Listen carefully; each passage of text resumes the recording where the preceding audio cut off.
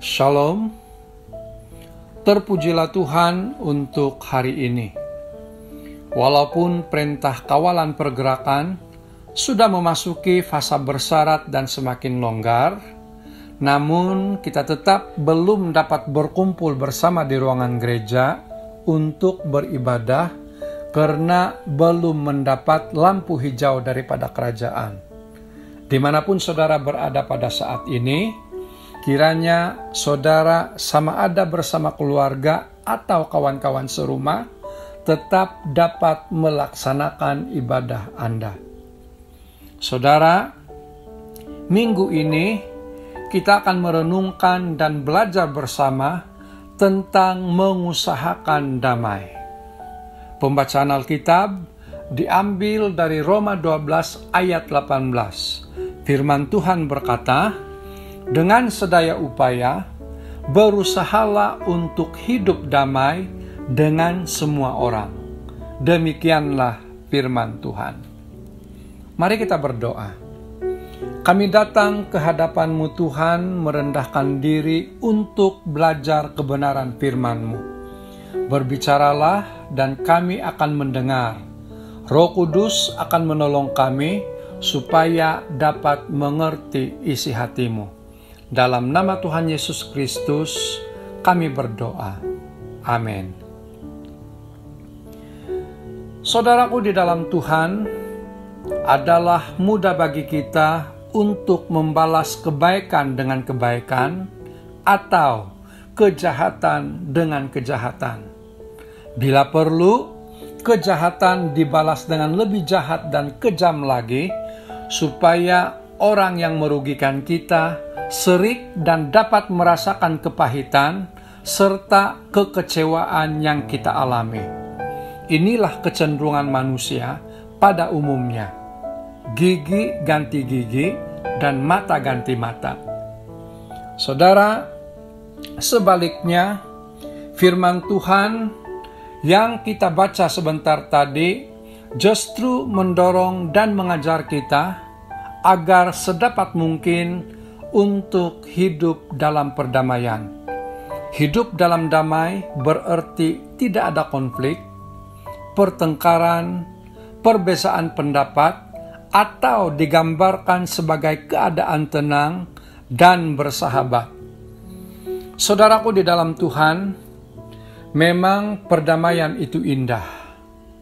Namun kenyataannya tidaklah selalu demikian.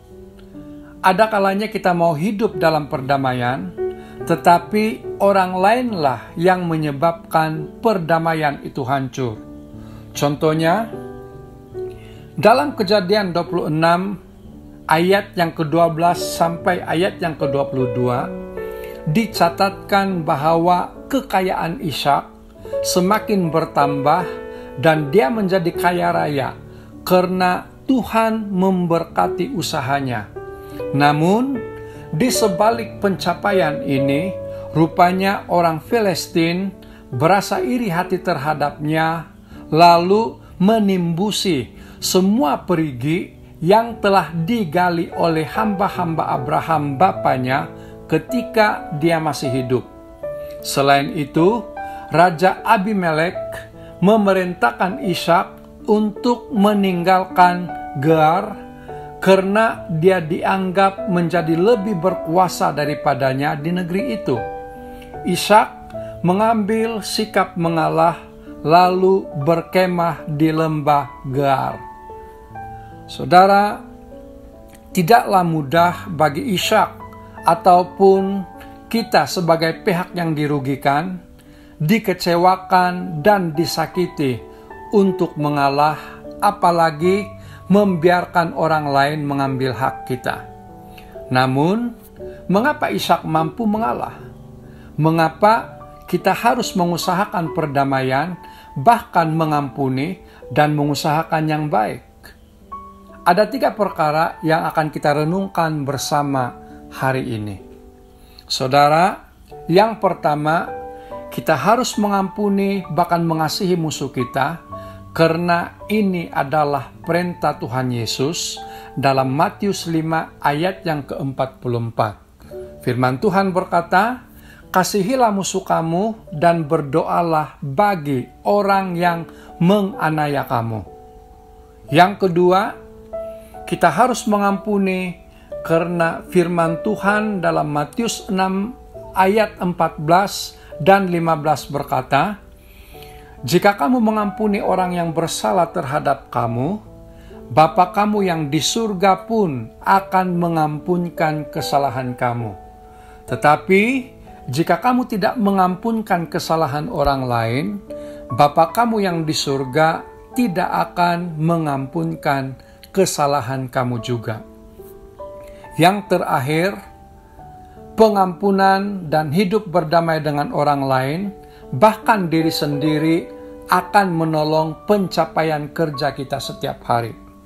Saudara, seringkali kita ditemukan dengan orang yang menyimpan kebencian, permusuhan, dan kepahitan, sama ada di tempat kerja, di sekolah, di rumah, dan sebagainya, yang akan menghambat kelancaran dan kemajuan kerja menuju satu pencapaian yang memuaskan. Bayangkan, setiap hari pikiran kita dipenuhi dengan perasaan curiga dan permusuhan. Boleh stres jadinya hidup ini. Saudaraku di dalam Tuhan, tidak mudah mempraktikkan perdamaian. Namun tidak salah, kitalah yang harus memulainya. Sikap yang mahu mengampuni dan berdamai adalah cara hidup pengikut Kristus.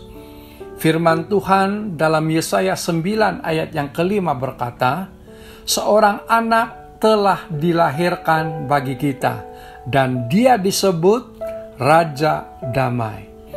Tuhan Yesus datang ke dunia ini bukan saja memberikan keselamatan dan damai sejahtera, tetapi Dia memanggil kita untuk menjadi agen pembawa damai.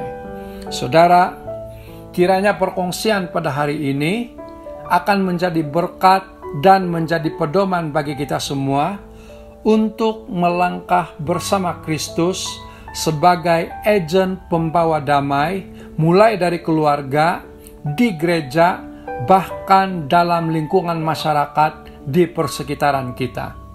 Sebelum saya terlupa, hari ini adalah hari yang istimewa untuk insan yang bergelar ibu.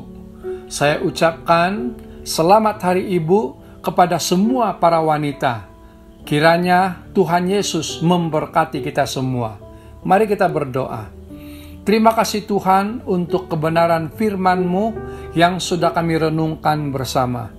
Tanamkan di dalam setiap hati kami agar kami akan terus didorong untuk menjadi pembawa damai dimanapun kami berada. Dalam nama Tuhan Yesus Kristus kami berdoa. Amin.